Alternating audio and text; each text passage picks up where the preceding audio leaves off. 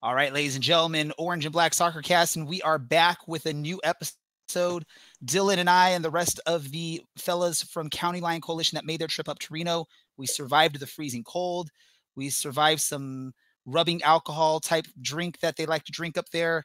And I guess luckily the team and we survived the almost defeat, and we came away with at least a point. Orange County did. This is the Orange and Black SoccerCast.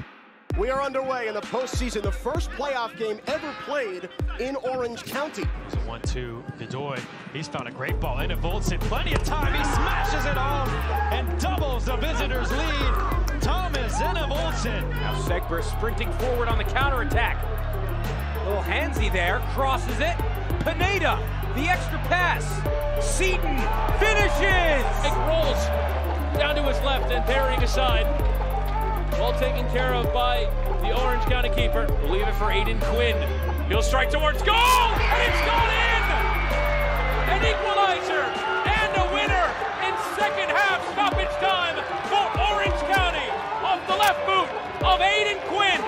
This is the Orange and Black SoccerCast, the only podcast dedicated to Orange County Soccer Club, its fans, and supporters. Follow us on Twitter at OCSC_SoccerCast and on Facebook at Orange and Black SoccerCast. How's it going, Orange County? Welcome to another episode of the Orange and Black SoccerCast, the first and only podcast dedicated to Orange County Soccer Club, its fans, and supporters. I am your host, Ray Samora, and I am with you each and every episode as we discuss all things Orange County Soccer Club. Joining me as he does each and every episode, my trusty sidekick, we've got Dylan from County Line Coalition. Dylan, how are you doing after that wonderful trip up to Reno? I'm doing good. My liver's recovered and my throat's recovered. And I'm pleased that I've gotten a little promotion to trusty sidekick around here. So I think I have to update my resume now. And we'll get into the details a little bit more later. But the bigger question is, how is your knee doing after that trip up to Reno? So it's actually both thighs. I've got 4 bruises that are probably about the size of a fist on inner and outer of both thighs.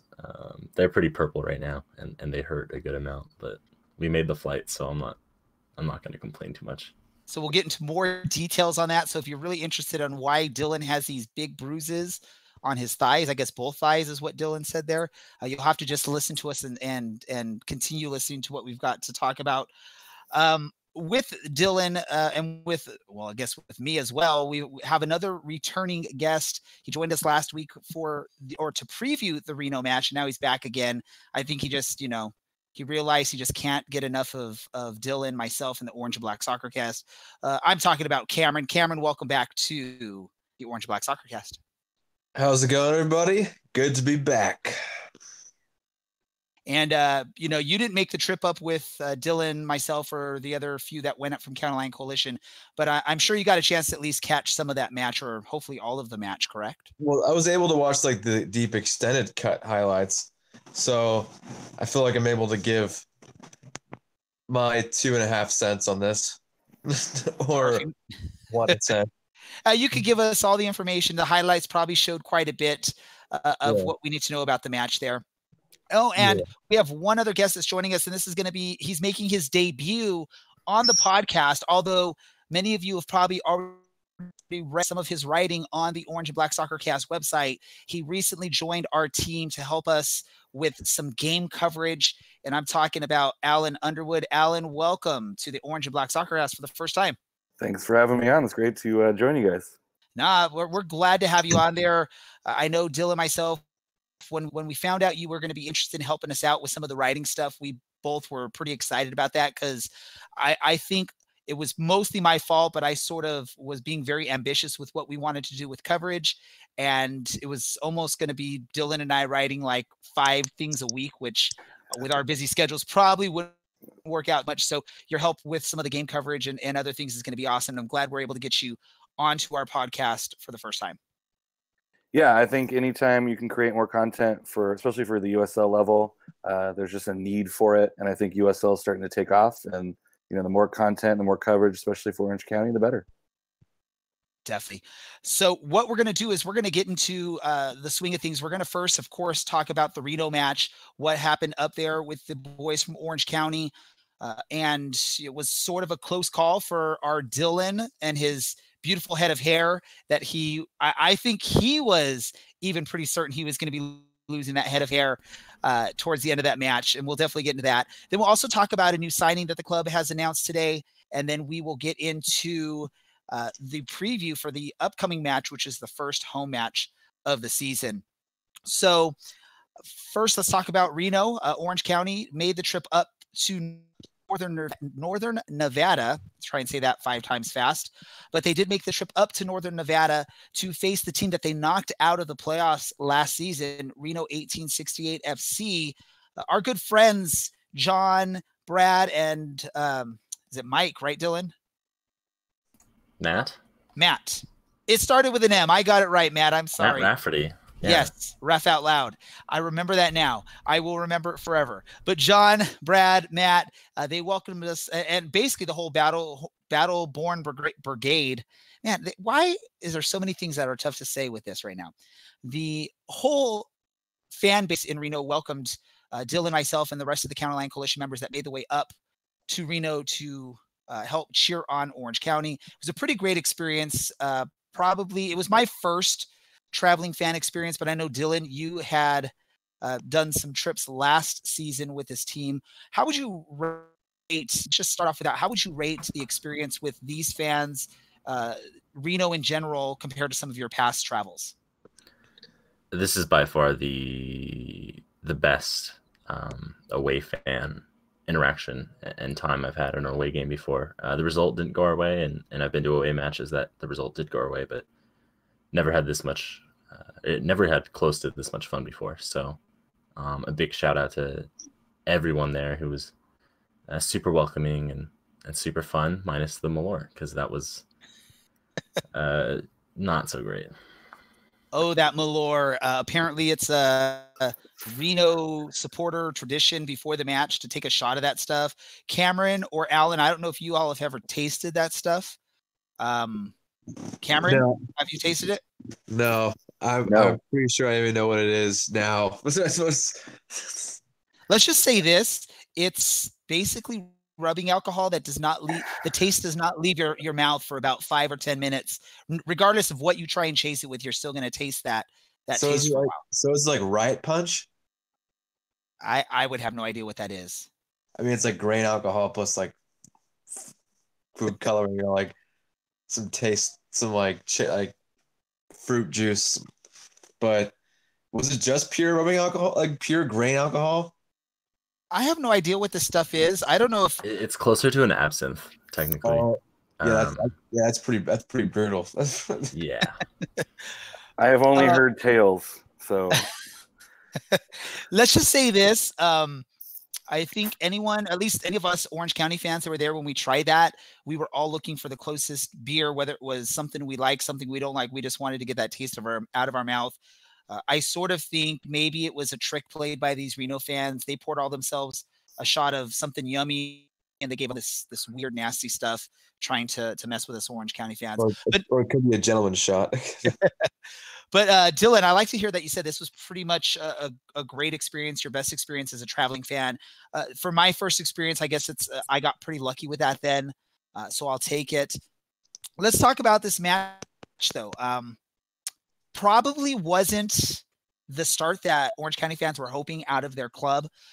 For much of the first half, it seemed like Reno was putting the pressure on Orange County, and Orange County was sort of sitting back, trying to take the blows. It was almost like watching, dude, what's that heavyweight boxer in the 90s? Was it Lennox Lewis, I believe, who it was? People always complained that he just sits there and just lets the other guy basically punch, wear himself out, and then you finally go in for the attack. It seemed like the first half, that's sort of what Orange County's strategy was in this. It may have to do with the fact that they were playing pretty much only one defender in position. They had a first-time start for a goalie, and you had a striker or at least a winger playing on the right side of defense. Let me go to you, Alan, as someone that watched the game, did the post-game write-up. Is that sort of what you saw, and why do you think that's how it played out in that first half? It definitely seemed to be the game plan to kind of sit back and let Reno come at them, which I thought was an interesting tactic, knowing that Reno can be kind of offensively dangerous, and they definitely looked it in the first half. And I thought that they held up pretty well, though, under the circumstances. I know defense was definitely a question going into the game, but it seemed like they had, there were, all 10 guys behind the ball. The defense guys were crossing midfield and bringing everything up. So it was definitely a case of taking those punches and, picking those spots, because they had a couple spots early on where they were able to get the ball into Reno's half of the field. But then I think once they got that first goal in the second half, I think that's when things had to change. But I was actually pretty impressed in the first half that they were able to withstand the offensive assault pretty much from Reno. And Dylan, you were there in the stands live at the match. You saw what was going on right there. You guys were actually to the field. I know, still a little bit back, but close enough to really get an idea of what was going on. What were your thoughts when you were watching the first maybe 30 to 40 minutes of this match? How did you think things went? Is there anything that sort of bothered you or concerned you about the game plan or what Orange County was doing out there? Yeah, it actually really bothered me that we went out and sat back against Reno. It reminded me a lot of the Western Conference semi from last year. And I knew we didn't have as strong of a defense this time around. And I think it showed. And I think that it was the first game of the season. And I think that was evident as well. And I think a couple times that we have a keeper who's 22 and 5'8" is also pretty apparent if you go back and watch most of that game, but especially the first half. I imagine most of that stuff is stuff that gets worked out a couple weeks in, and now that we've got two center backs instead of right back filling in at center back. But it was nerve-wracking for the first little bit. Thankfully, I had some Malort to calm my nerves, so that helped. I'm sure that definitely helped. Luckily, in that first half, you didn't have to start worrying too much about your head of hair there. We'll get into that as we get into this half. I'm going to go to you, Cameron, because, you mentioned you watched some of the highlights there. But from what you saw with some of the first half highlights, or from what you maybe have heard about this match, was it surprising to see or hear that Giovanni Godoy was playing right back for Orange County to start this match against Reno? Well, I mean, as you told me, it's just like it was surprising because it kind of shows either A, we don't have depth at fullback, or B, that besides Kevin Alston, our fullbacks aren't good enough. But I've seen this before with Orange County in the past, because when Wilito Fernandez was playing back in 2017 as a striker, he was also playing center back. So it's not a surprise seeing a forward playing defense, because Cloutier was an assistant to Logan Paws 2 years ago. But yeah, it's pretty alarming, I think, that we should have more than one competent fullback playing on the pitch at all times. That's just me. In terms of what I saw, the ball movement for Orange County was really slow. Again, it looked a bit tepid, but I think it's just first game jitters. And two, there's some new players on the pitch, so like you're trying to get your defense organized, trying to give them time to gel. It felt like a first game, and it was like your typical first game from a club, I think.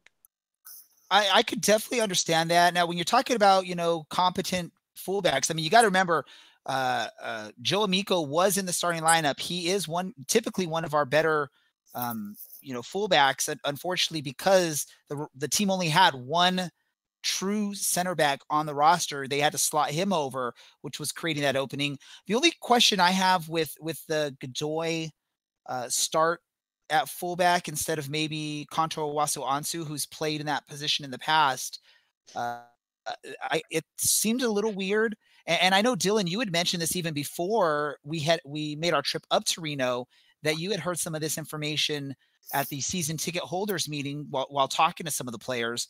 And I think I had to sort of double back when you told me about it. I'm like, are you sure it's Godoy? Because Godoy is a goal scorer. He's not a defender.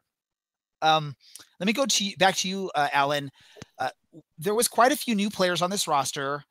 There was 2 trialists basically that were in the starting lineup. You had Harry Forrester, you had Charlie Adams, you had Jerry Von Wolfgang, all players that were not on the Orange County roster at the end of last season. How do you think that impacted what happened with the team in that first half? Match in general. I definitely think there seemed to be some kind of lack of cohesion, I think. There were quite a few balls into the box that seemed to kind of go nowhere. It seemed like they were trying some stuff out to see what works and what doesn't. Like I said, I think the first half was, I think Reno had like 60-something% of possession. So there wasn't a whole lot of time to really figure their lives out there with the new people. And I think it was just kind of survival for the first half to like, hey, let's get through this. Let's, put a team on the field. Let's see how we do. Let's sit back, though. We want to defend because we don't want to give up goals because then we're fighting back against, 1-2 goals away is tough. But I definitely saw kind of it was kind of hit and miss sometimes. But, Aiden Quinn still looked fantastic. He looks like he's going to continue doing some good stuff. So there's definitely some positives, I think. And some things that I think will start to click over the next couple weeks. And I'm going to sort of throw this question out to all of you. I'll start with Dylan first.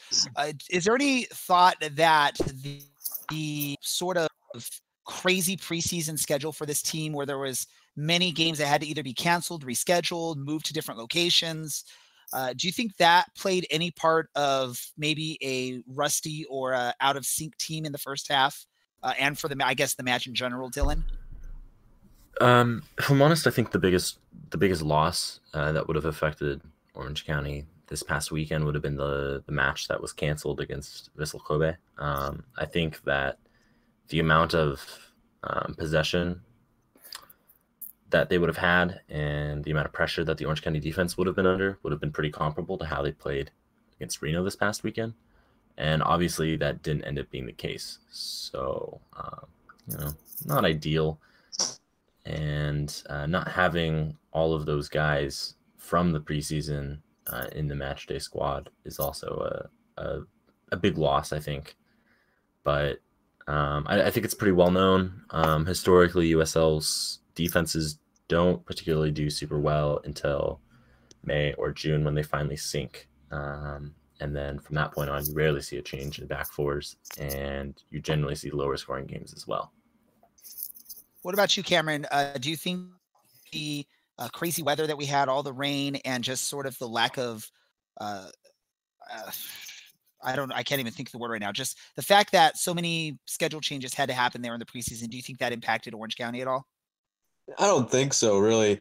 The only game that they truly had to cancel, I think, from what I can remember, is Vissel Kobe. But these players are professionals; they have to adjust.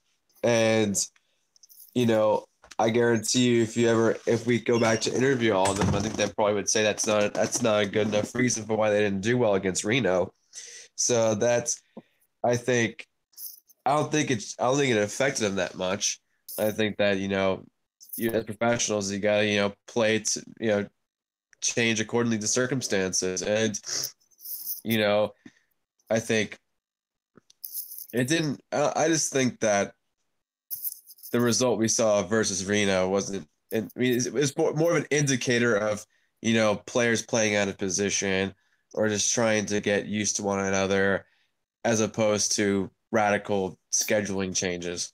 So my question, or my counter punch to that, though, what you just said right there, Cameron, is just this club needs to sort of get used to each other out. Typically, that's what you use the preseason for, especially when you're looking at USL where you have roster turnover. Yes, Orange County had quite a few players that return, but when we look at the starting lineup, I believe, just sort of off the top of my head, there's at least 4 or 5 new starters on that team from last year. So a steady, consistent preseason where you have the matches that are on schedule, not getting canceled, not getting moved around. Who knows what the practice schedule was like for Orange County with all the rain we've been having? I think this is just me personally. Is there was probably a lack of some opportunity in the preseason because of that crazy weather we had, and it sort of showed in especially that first half where Orange County was playing it very cautious, trying to figure things out. What are your thoughts on it, Alan?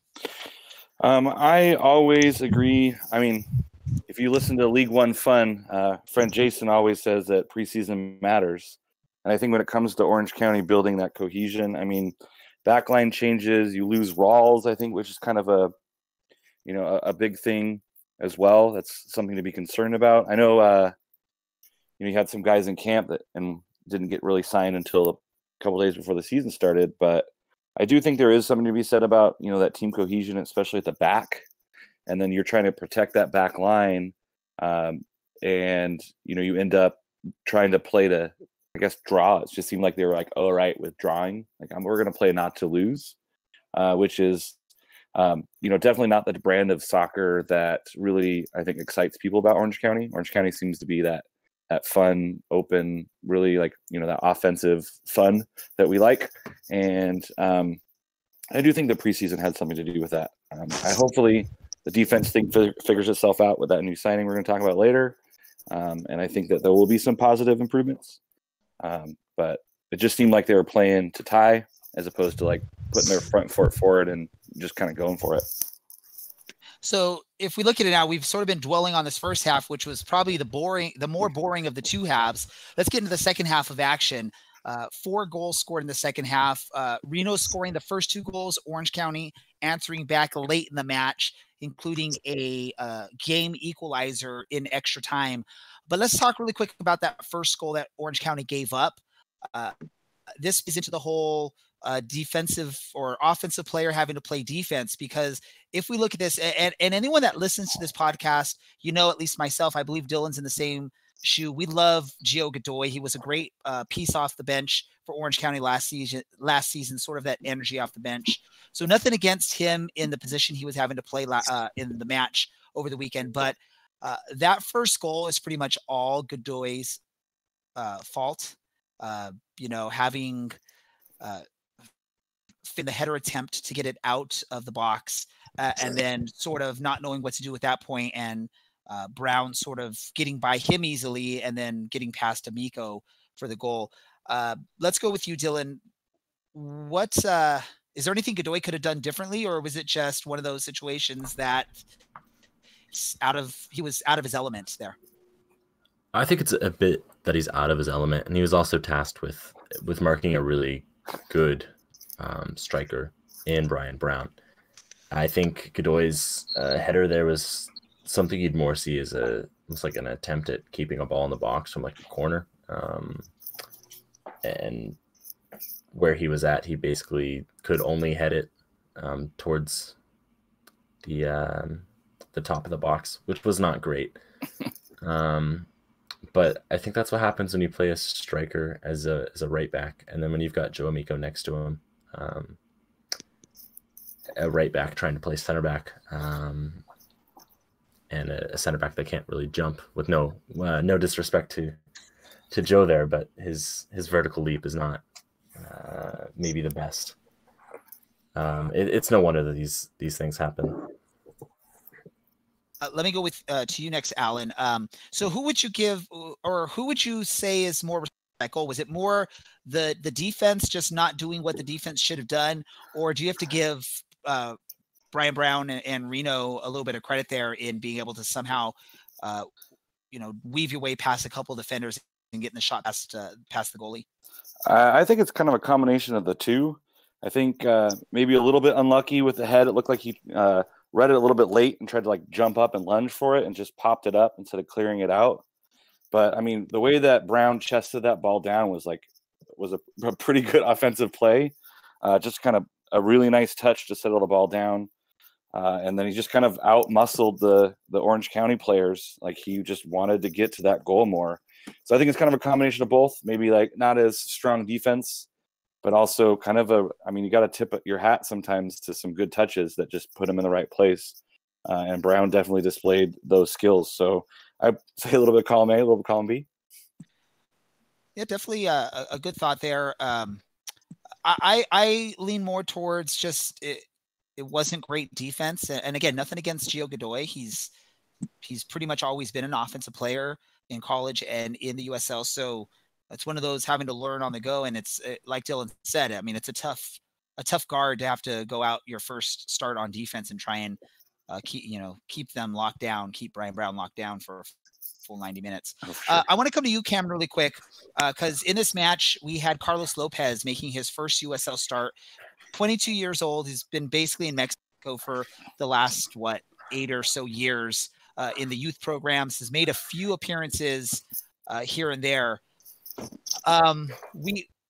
Watching the match there, he made quite a few questionable judgment calls coming out of the goal a couple times to play a ball that he probably had no need to do so, or really he's doing it without really any confidence or that he's going to get to the ball.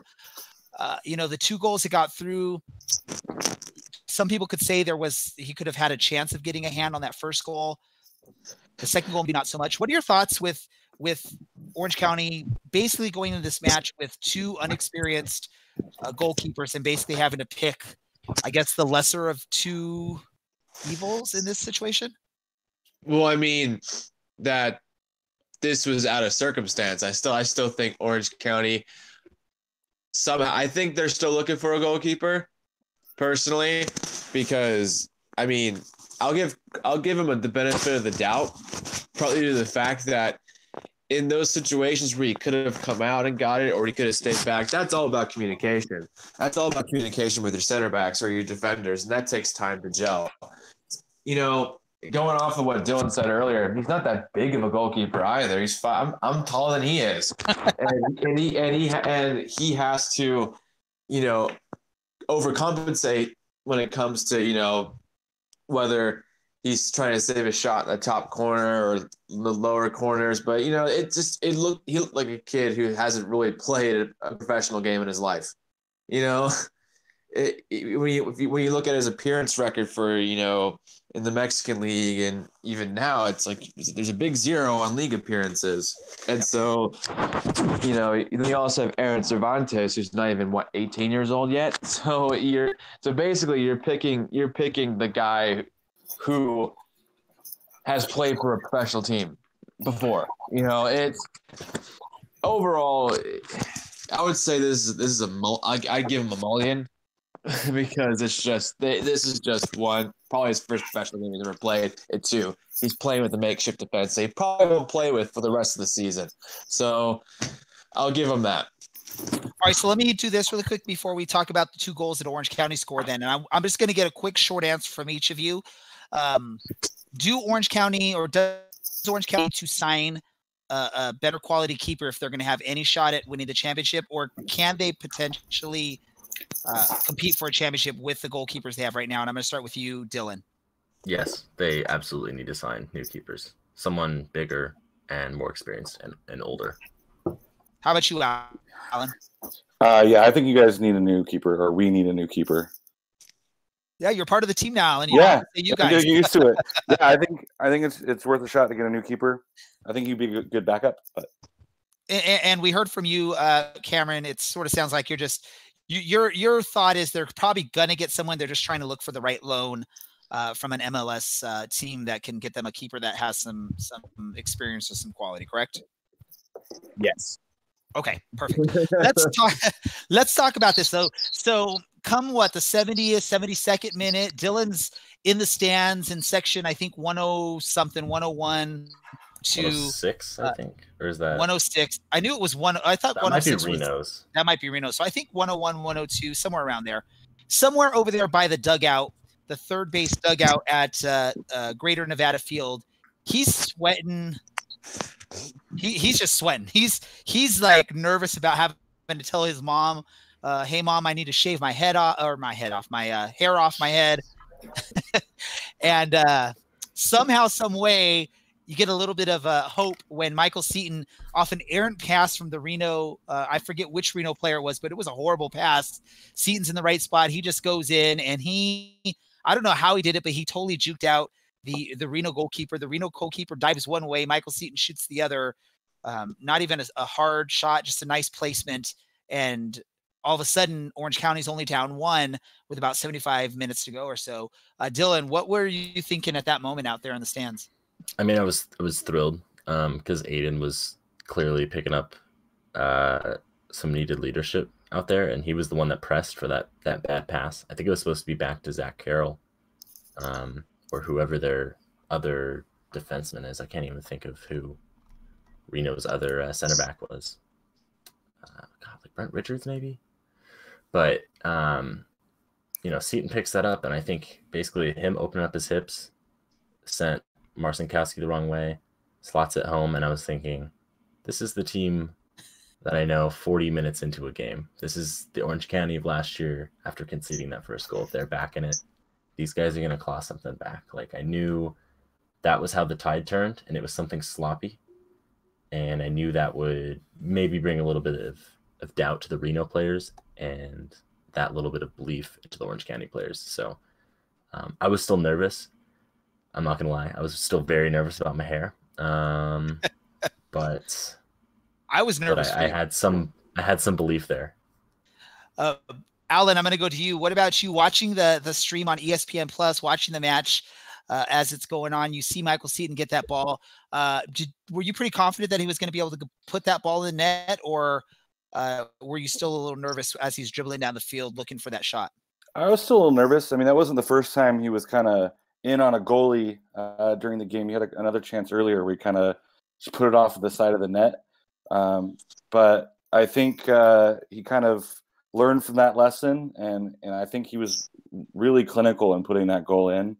Like getting the goalie to dive the wrong way is pretty impressive. I know I probably couldn't even do that if I tried 15 times.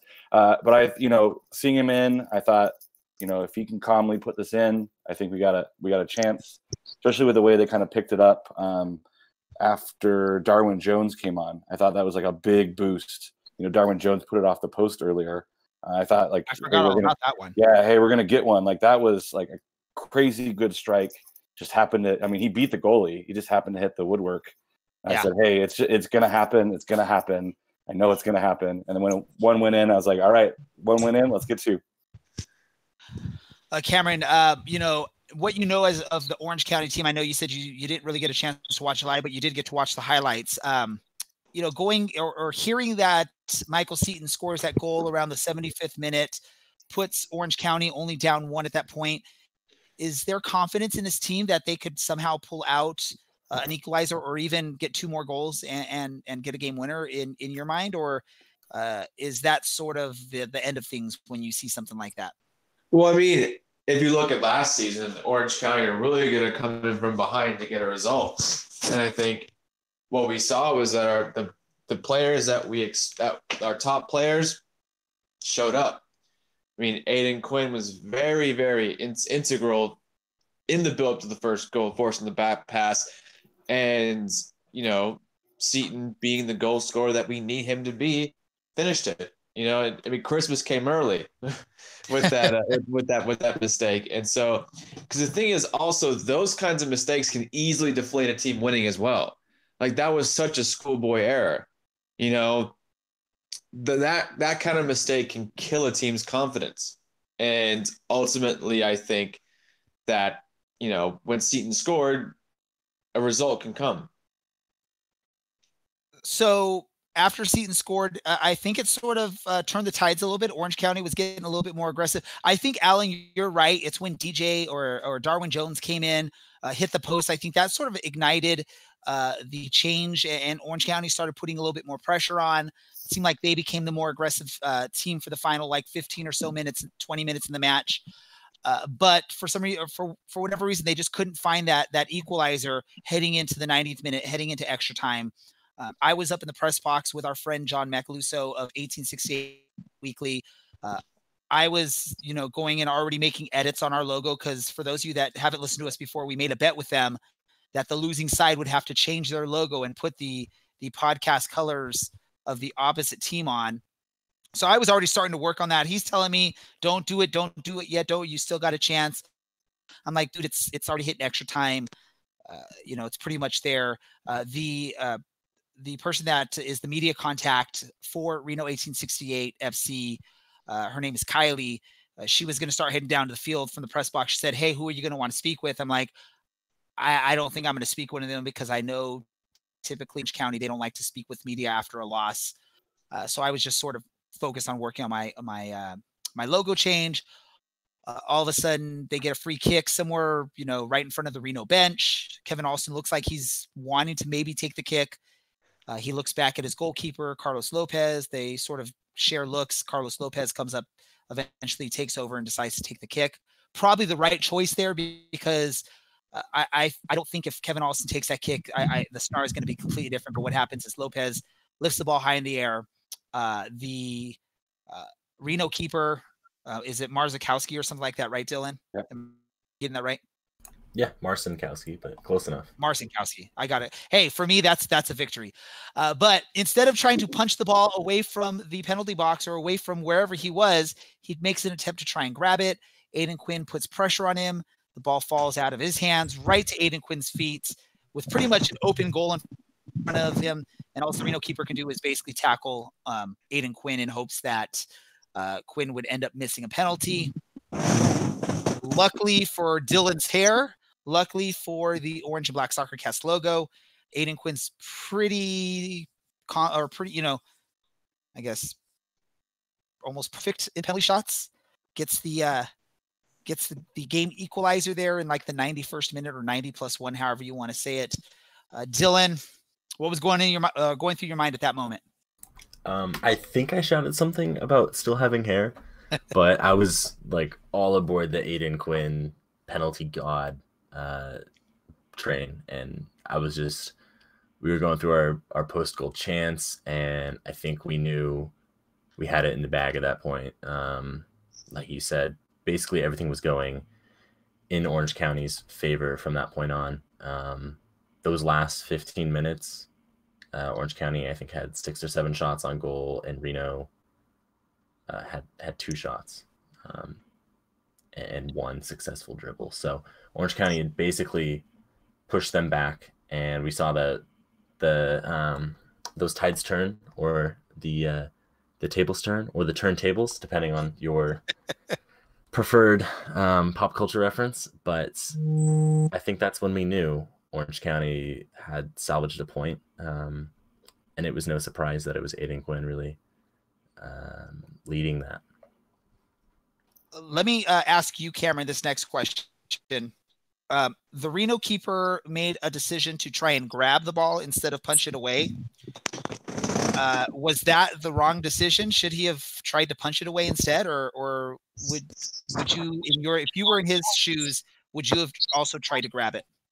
Well, I mean, I've never played youth soccer before, but you'd see that AYSO soccer dad would tell you, when in doubt, clear it out. That's I would have punched it.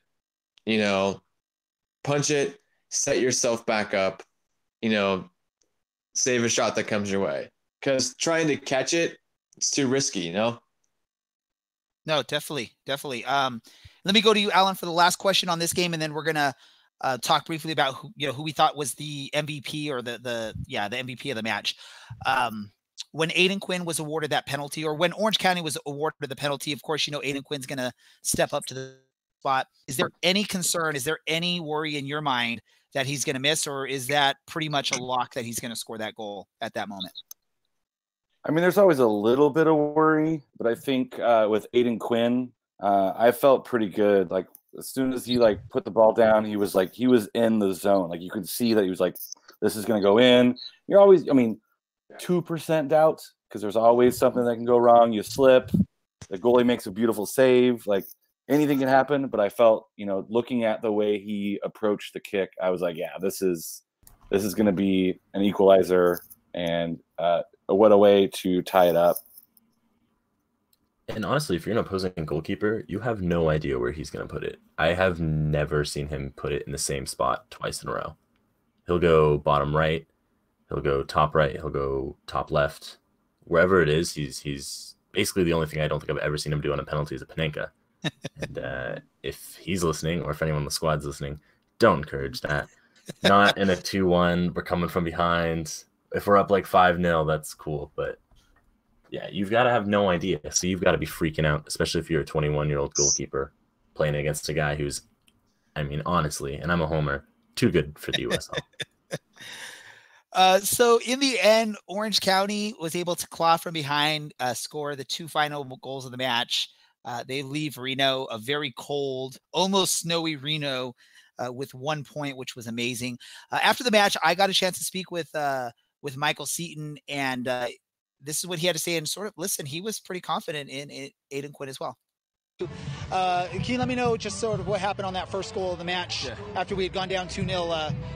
Tell me about the fight in this team and how did that first goal play out? It starts from the coach, the staff, the bench, and then we just took advantage of that. And I thought we were down 2-0. We just held on to it and didn't give up. So I think that goal right there, that's like me just keeping my head down, knowing that the opportunity will come, and once it comes, I got to take it. And what does it say about the team going down 2-0 in a hostile environment and up here in Reno in the second half and fighting back to at least get a point out of this match? Building on last year. We did that all last year. And it's a good thing that we started off the season like that, because I think last season we dropped points at the beginning. And, of course, this is not us. This is not our identity today. This doesn't define us. I think we pick it up when the season goes on, and we did a great job of coming back today. And then what do you think happened coming out of the locker room? Was there anything that caused you guys to sort of give up a couple quick goals there in the second half, or was it just maybe the luck of a bounce for the opposing team? Turning off. I think we tuned off, you know what I mean? And I think the problem with us is they have to score first for us to have a fire lit under us, And I think we need to stop that mentality, but at the end of the day, it worked out for us. And then did you have any doubts when Aiden stepped up to the penalty spot? Never. The equalizer? Never. I walked away before he kicked it. Before Aiden kicked it, I walked away. You knew it was going in? Yeah, because I have belief in Aiden, anything he does. So, I think everyone knew Aiden was going to make it. All right, so that was Michael Seaton after the match. I wanted to wait to play that a little bit because if you listen to what he was saying, it's a lot of what we've been talking about this match. Orange County sort of last year showed it they have to go down before they really sort of turn on their strong, whatever you want to call it. I can't even think of the word I'm trying to say there. But that was Michael Seaton after the match. One of the person I spoke with after the match was Aiden Quinn. Asked him sort of similar questions, but this is what he had to say. To come up to Reno in the first game of the season, go down 2-0 and fight back. What does that mean for this club? Yeah, this place is really hard to play at no matter what, especially the first game of the season. Still trying to get our bearings with the team. We have a couple of injuries and still guys coming in. But it's a great result, especially coming down from 2. We can play better, obviously, but to get a point here, it's excellent. Let me give me in your words what happened there at the end of the match to get the equalizing goal. I know you got that in the penalty shot, but did you see how that all played out? Yeah, Carlos, the goalkeeper, just floated in a ball. I just challenged with the goalkeeper. It hit my head. It fell down. It fell right in front of me, and goalie kind of just wrapped me up. So clear penalty, and then I just had to step up and put it away to tie the game. Did you have any doubts that goal was going to go in when you stepped up to the penalty to knock it in, or did you have a good feeling about it? Well, I was pretty confident, but you never know what's going to happen. But I'm happy and glad that it went in. What can Orange County fans expect next week as you guys head home and play the first home match of the season in front of the home fans? I think from this match you can see that we'll never say die, and we'll keep fighting until the end, no matter what happens. And hopefully we don't give up 2 goals, and we have to come back. So hopefully we start off a little stronger. But we're going to need all the fans we can get, especially at home, and make it a fortress. Awesome. Thank you very much, Aiden. Thank you so much. All right, so that was Michael Seaton. That was Aiden Quinn at the end of the match. Let's do this, gentlemen, really quickly. I just need to get a name from you, and you can maybe give a sentence just for time purposes. Your MVP, or who is the most important person in the match there. I'm going to start with our rookie here. I'm going to start with you, Alan. I would have to say Aiden Quinn. I think he was start to finish consistently best player on the pitch. Perfect. And what about you, Cameron? Aiden Quinn. His form is temporary, but class is permanent. Let's go to you, Dylan. Cool cliche there, Cameron. Aiden Quinn. He was the leader out there on the pitch, and he basically single-handedly grabbed that victory for Orange County, both pressing and then slotting home that penalty. I mean, cool, calm, ice in his veins for the other cliche. You jumped in before I could even say it. I'm going to go a little different than all three of you gentlemen. I'm actually going to go with my MVP is Coach Braden Cloutier's substitutions. I think the 3 substitutions he made in the Magic, especially bringing in Darwin Jones, totally changed the tempo, totally changed the match into Orange County's favor. Also bringing in Connor Gordon was pretty good. You could see him making an attempt at the up there, up top. I think those moves, and I think the other move was Koji Hashimoto coming in. They all sort of changed what was going on in the match and helped Orange County get those points, or at least that point. Let's just, before we talk about, or before we preview the upcoming match, the home opener against Tulsa, we need to talk about a roster signing. Today, actually, earlier today, Orange County announced the signing of Leonardo, a 9-year MLS veteran who has played with LA Galaxy and also most recently with Houston Dynamo. I will admit I don't know much about the guy except for what I was able to read off of the club's press release, his MLS bio, and whatnot. But I know our friend Cameron, who has covered soccer in Southern California for a while here, he probably would be the most knowledgeable about Leonardo. So, Cameron, what can you share with our listeners about this new signing for Orange County? Well, I mean, he definitely has pedigree at the top level of American soccer, playing for the LA Galaxy, winning a trophy, winning the Lamar Hunt U.S. Open Cup with Houston. He didn't make any more than 100 appearances for the Galaxy. Reliable center back, decent with his feet, could defend pretty good, up there at the age of 31, sort of in the twilight of his career. But I think while I can rail off attributes from the little I've seen him, but, to have a proven, I think it's a win-win for Orange County, because 1, he's an experienced MLS center back, and 2, he's not a loan signing. So we don't have to fear of him playing well and, Houston going back, claiming, hey, we want him back, So it definitely brings he brings 2 things to the table. I think just experience. I think his ability to win trophies is another thing too. So, and Walker Hume gets an experienced center back partner. And what Cameron mentioned there, I'm going to go to you, Dylan. The fact that it's not a loanee. I know one of the frustrating parts for us last season, for fans of Orange County last season, was the Alex Crognale loan deal where he got called back a few times throughout the season. There was times where it felt like Crognale maybe wasn't all in with Orange County, was maybe looking forward or towards the future for his Columbus career. Does that make you as happy as Cameron that this is actually a signing and not a loan?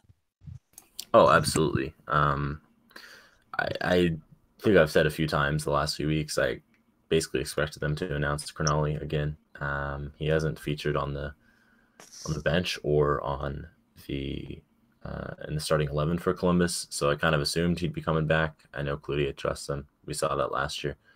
But it is, I think, better that Hume has a good, hopefully calmer, that experienced partner in the back, and additionally, it's another guy that's over 6 feet tall, so that's gonna make some differences. But it's probably a pretty low risk for the club. I'm sure it's a 1-year deal, and I'm sure he's just here to prove himself that he's still got it. So does this put to rest the potential of a Al-Ali return?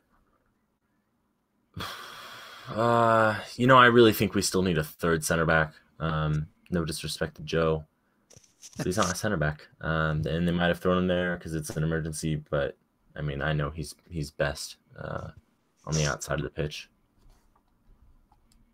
Perfect. And I'm going to go to you, Alan, next. So we're bringing in Leonardo, again, a 9-year MLS veteran, 31 years of age. I think the last time we brought in an experienced MLS veteran up there in age was mid last season in Kevin Alston, and that turned out pretty well for the club, right? Yeah, I think anytime you can add that kind of experience, I think with a club that's looking at, hey, we have some defensive issues we want to solve, and there's always looking for that kind of clubhouse guy to really, push you over the top. Because I mean, you're, one game away from going to the final. I think you're looking for that little extra. I mean, you're not bringing him in to score goals.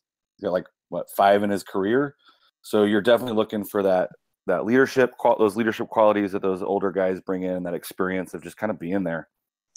And you talked about the experience, the leadership. We tried to do that last year with someone like Josh Hoivel, who came in, I believe, at 34, 35 years old.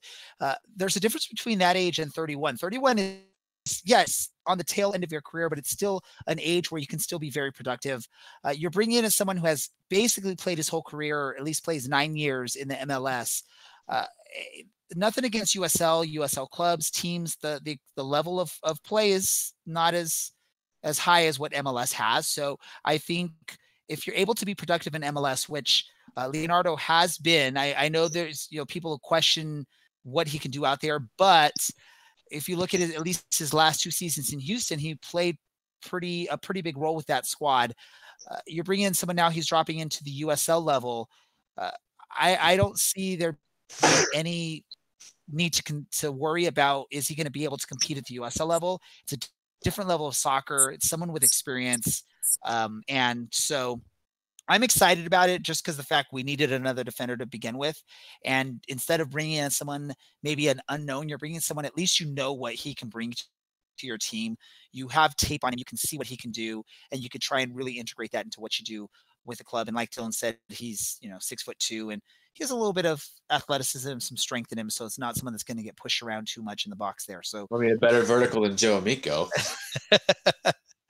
Oh, yes. Up, right? The only way is up. All right. So just like we did with our MVP at the end of our recap for the match, we're going to go around and just do a quick grade on what we think of the signing does. Again, you can give a quick, explanation, 1 or 2 sentences. Let's sort of go reverse ways. I'm going to go with you first, Dylan.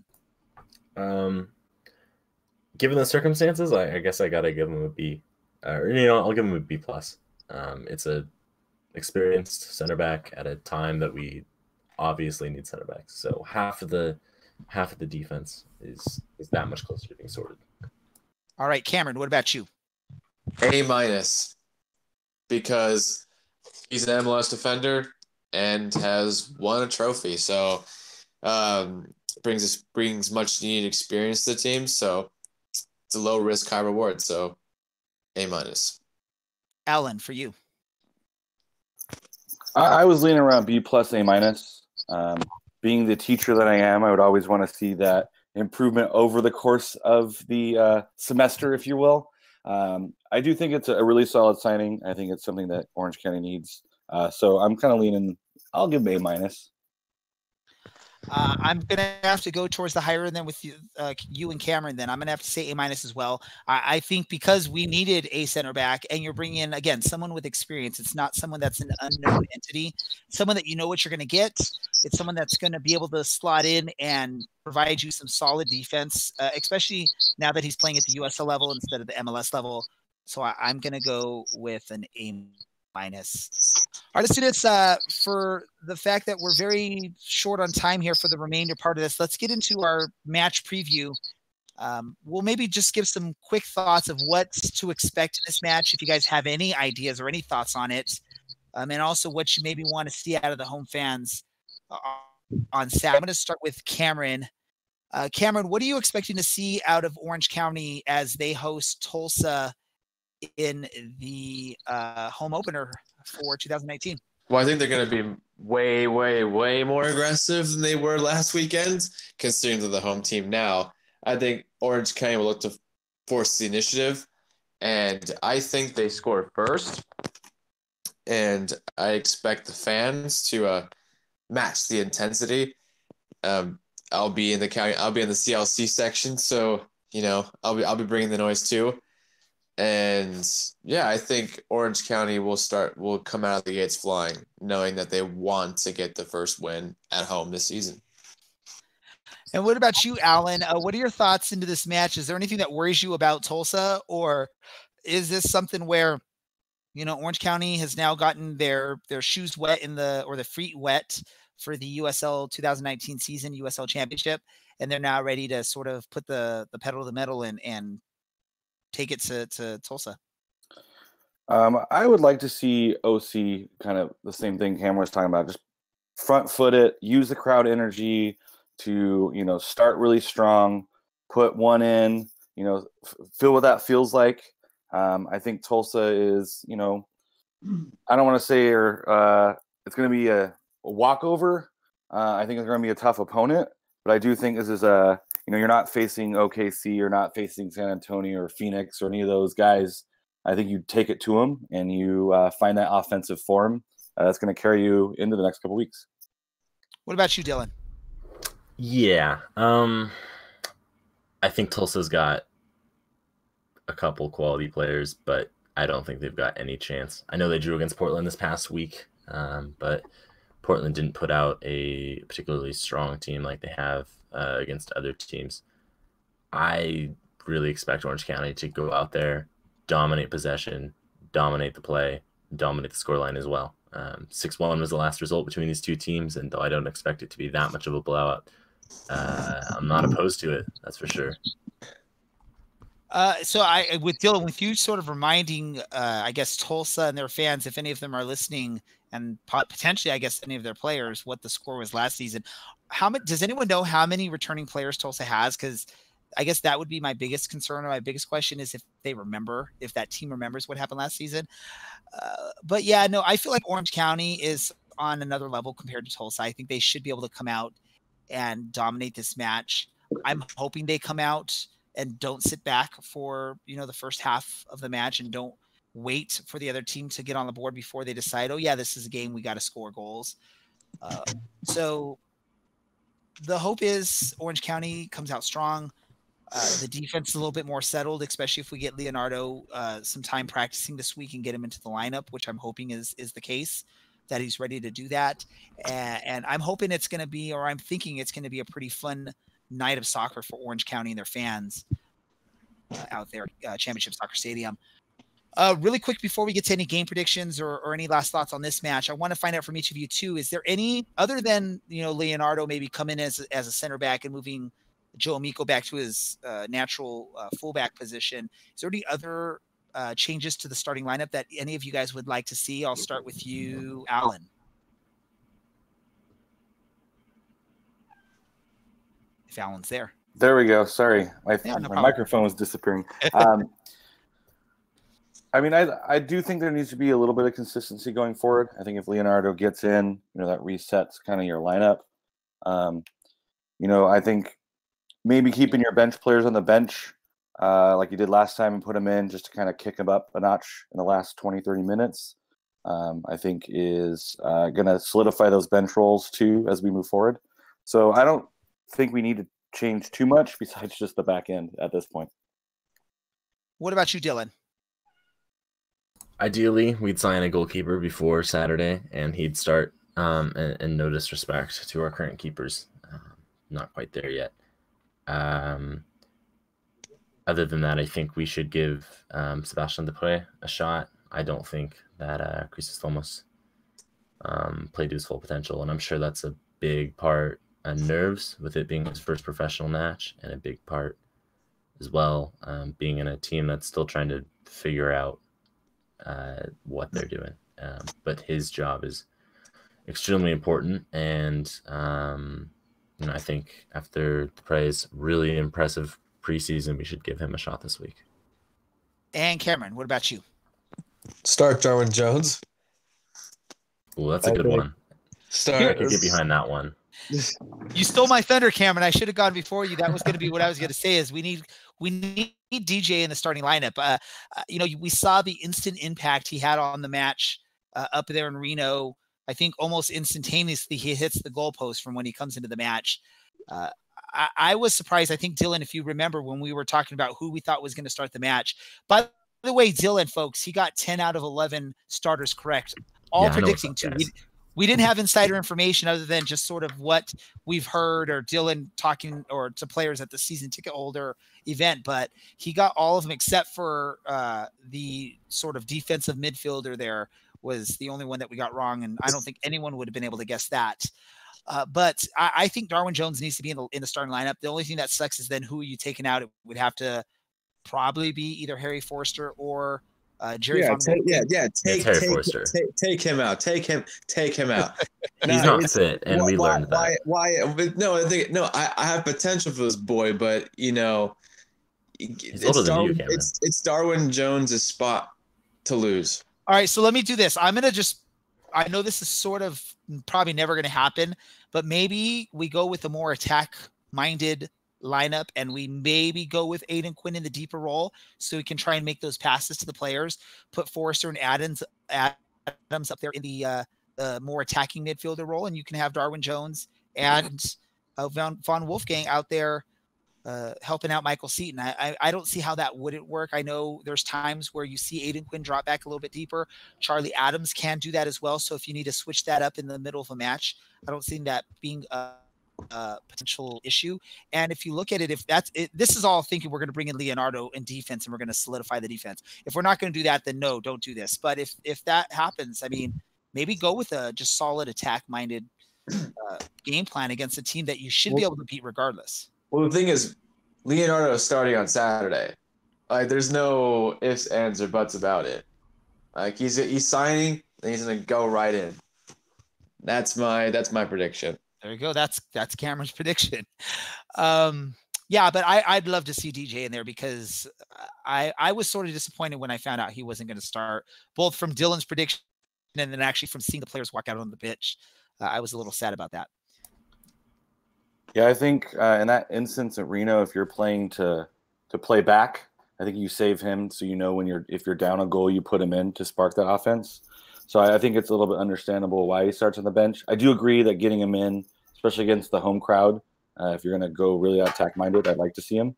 But I think like bringing him in that late was really a good spark plug and something you maybe think about in the future for those games are going to be tight. Maybe hold him off and put him on. Yeah, he's so quick, and he possesses a really good shot. And I don't know why, but no fullback in the USL has seemed to figure out how to mark him yet, and that he does the same little move every time and gets past him. He's just got too much pace, and he's so low to the ground that he can get around him. I love it. I mean, there is a reason, gentlemen, that he was once, a big USL prospect up there in Seattle. So it's not like an unknown entity and he's just sort of came out of nowhere. I mean, people thought he was going to potentially be something good and big. It just didn't work out for him at that level. And now that's why he's playing with Orange County. Luckily for us, similar story with like a Michael Seaton or with a Kevin Alston or whatnot. I don't mind having them on the roster, but you got to play them when you have these type of players. And no disrespect to anyone else like a Harry Forrester or, any potential player that would get taken out of the lineup for it. But Darwin Jones has proven it for the club. He's one of the returning players, and we know what we get out of him, and he chose to come back to Orange County. So you gotta show love to these players that are committing. Someone like Darwin Jones who could potentially look at moving to a bigger, better team. With his potential. Yes, let's do this. Just again, for time purposes, let's get into our match prediction, final score, and who do you think is going to be the MVP of the match? Dylan, I'm going to start with you. 4-1 Orange County. Michael Seaton, MVP. Gonna go with he's going to score at least one and assist at least another. So awesome. Come on, Mike. Don't let me down. Alan, what about you? I was thinking about this. I think it was 3-1 with Seaton getting a brace. Awesome. Cameron, what about you? I'm going to say 3-2. Quinny being my MVP. Perfect. And I actually am going to agree with you, Cameron, on the scoreline 3-2 for Orange County. I'm going to go with Jerry Von Wolfgang as the MVP for the match. It's so much easier to say than Van Avik. It is. It definitely is. And it just sounds so much cooler, right? Well, yeah, it's like Van Wolfgang's like, all right, you could be like in a Van Halen cover band. Oh, let's do this. Any other random USL news or thoughts you guys want to share with our listeners? And just throw it out there. I'm not even going to call names. If anyone has anything, just blurt it out. Well, yeah, I mean, go ahead, Cameron. Same time. Chaos. So USL League One side Ford and Madison released their kits, I think maybe yesterday or 2 days ago, and they are amazing. Shout out to Hummel USA for the cool design. And for me, hands down, out of all the USL levels, the nicest kits I've seen. Yeah, Lansing's is pretty legit too. Their practice jersey, but they're talking about doing pre-orders on those pink goalie jerseys. By the way, if you're interested. Yeah. Wouldn't it be nice to be able to get a goalie jersey of your team? Right. I'm not a big fan of the keeper. I'm not a big fan of fans wearing keeper kits. I don't know. It just looks really weird. What about you, Dylan? I thought you had something to say there. I did. Well, I was letting them finish their jersey love. I got two really quick things to start with. Orange County news. I talked to Oliver on Saturday at the game, and I basically begged him for news as to whether or not we were going to get like hoodies and other merch for this year, and he said it's on its way. And I said, is it going to be quality stuff? Because if it's a cotton hoodie, then I'm not going to buy anything. And he said, no, it's going to be good stuff, Adidas branded stuff. So let that be on the record. Also, Andre Rawls for the Switchbacks this past weekend against Los Dos faced 10 shots, 3 on target, only let 1 by. He's going to drag that team up a good few positions this year, but hopefully he's not still killing it. Orange County though. No, I don't think that Colorado Springs has that potential or that skill level required outside of Andre Rawls. But I'm glad he's doing well, and I miss him. I miss him dearly. It's gonna be like a running thing where I'm going to say I miss Andre Rawls every week. Definitely. I'm with you.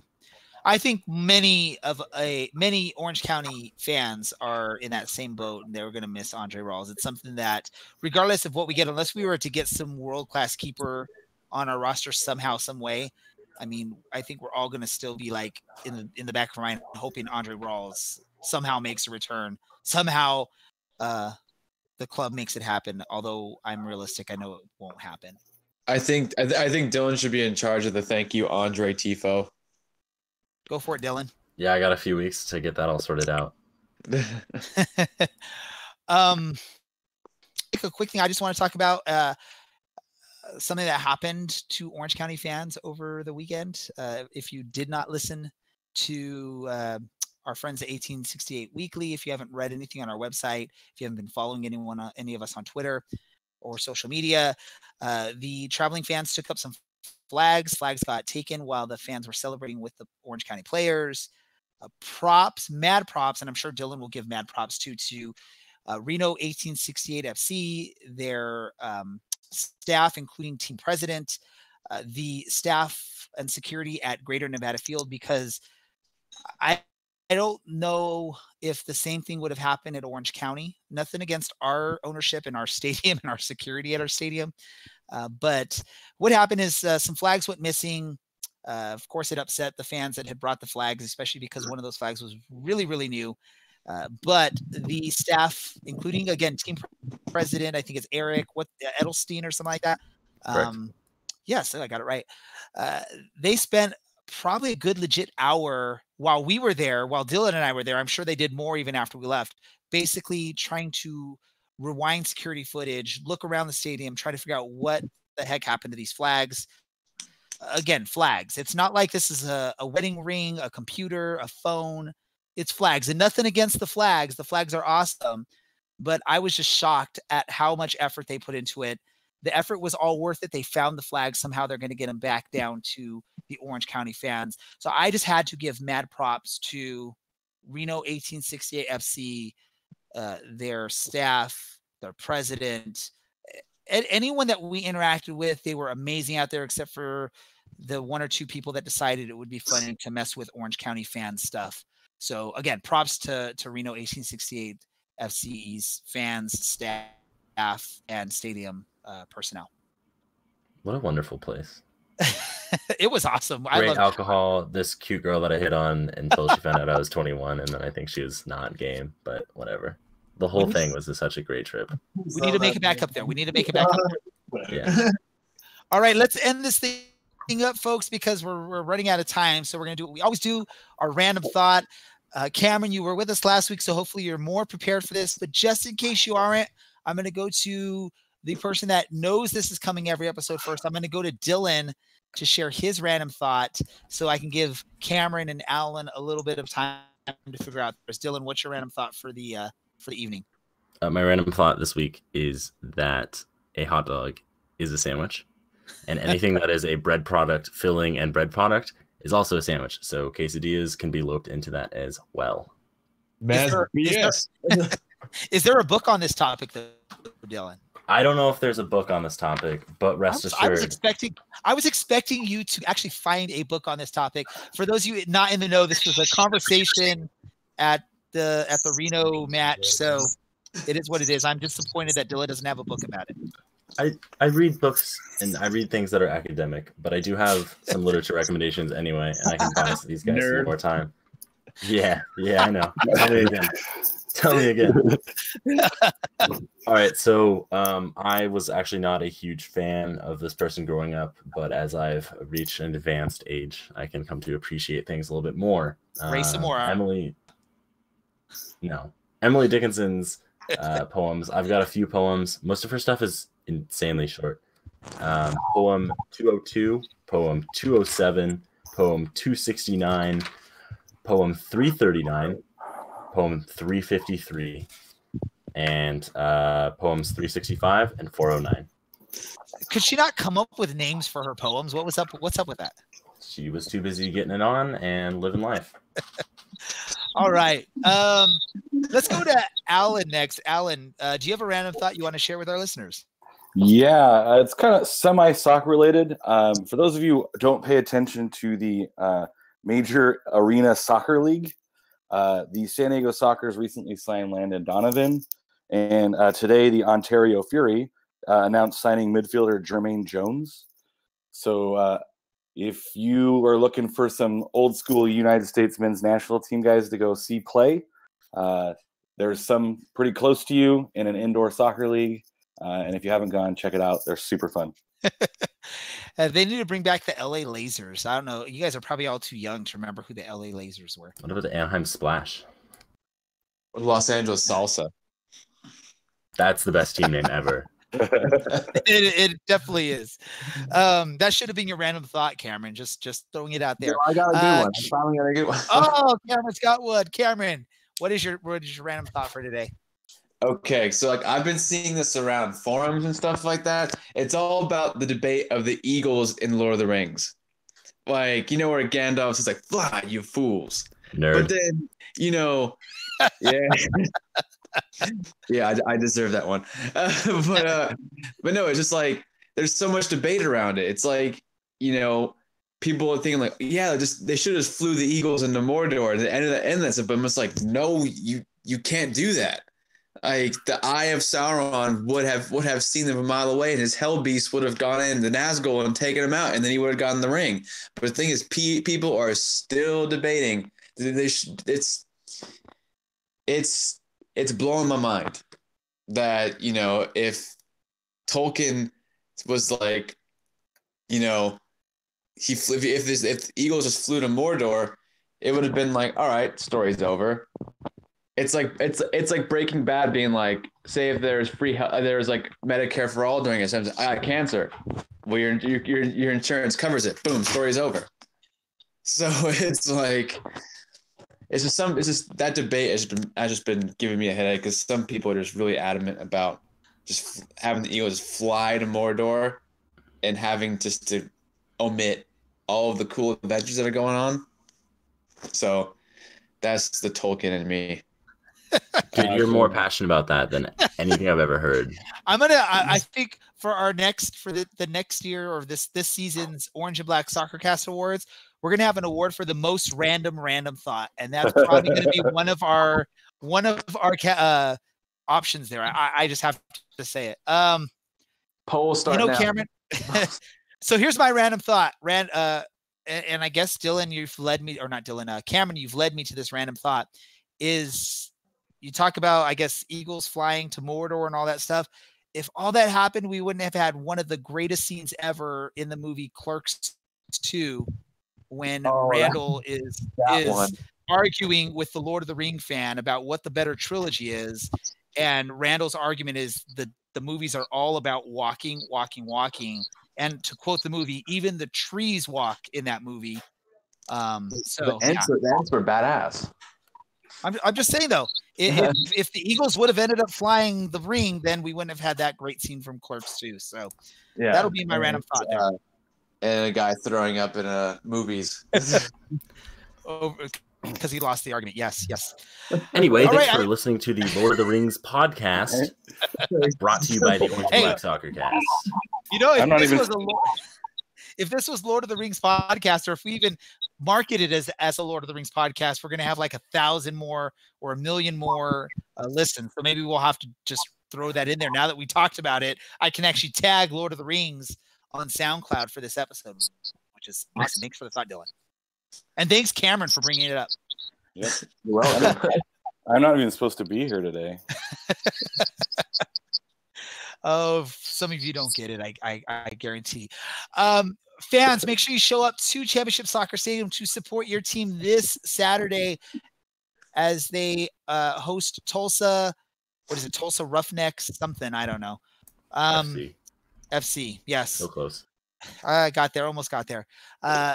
Make sure you show up. Kickoff, I believe, is 7 o'clock. They're going to be having, I believe it's been announced, some happy hour specials before the match. So make sure you head out there and support your team. For those of you listening to us, make sure you check out our website, where we are dropping more and more written work for those of you that like to actually read, maybe on your lunch break or something at work, or if you like to read. Well, don't do it while you're driving. Don't read, but maybe while you're sitting at the doctor's office watching or waiting for your kid to finish soccer practice, whatever it may be, check it out. Alan's contributing to that. Dylan, I'm contributing to that as well. So we're going to try and drop at least a few things a week on there. Check out BGN, Beautiful Game Network, BGN.FM, at BGNFM on Twitter for more USL soccer stuff. Cameron, share with our listeners where they can find you and your work on the internet. Where you find my work at lasoccernation.com. My Twitter handle's at what Cameron said, all one word. And Instagram, simply known as Cam. And that's pretty much it. And yeah, find me. And what about you, Alan? I just started writing for San Diego Chronicle down here in San Diego for a NPSL team. You can find me on Twitter at @Underwood48. It's kind of a hodgepodge of comedians and politics and lots of soccer. Awesome. Dylan, do you remember your Twitter handle this week? I do. Thanks, Ray. So you can find me at Twitter at OCSE_Dylan, or on Reddit at OCSE_Dylan. And that's it. So unique there. Yeah. I'm on brand at all times. You can check me out on my Twitter handle. My personal Twitter handle is at DJ Ray Samora. That's with an S, DJ Ray Samora. You can also follow the Orange and Black SoccerCast Twitter at OCSE_SoccerCast. You can find us on Facebook by searching for Orange and Black SoccerCast. Follow us on Instagram, which Dylan tends to manage and post pictures about once every couple of months, at OCSE_SoccerCast. For those of you that have been listening since day one, thanks for coming back each and every episode. For those of you listening for the very first time, check back some past episodes to see what you've been missing. I want to thank our guests, Cameron, Alan, and then Dylan. You're always here, so you're not really a guest. But thank you for joining us. Thank you for listening. This is the Orange and Black SoccerCast, and if I have my music ready, I'll be ready. Yeah, Orange and Black SoccerCast, and we are out.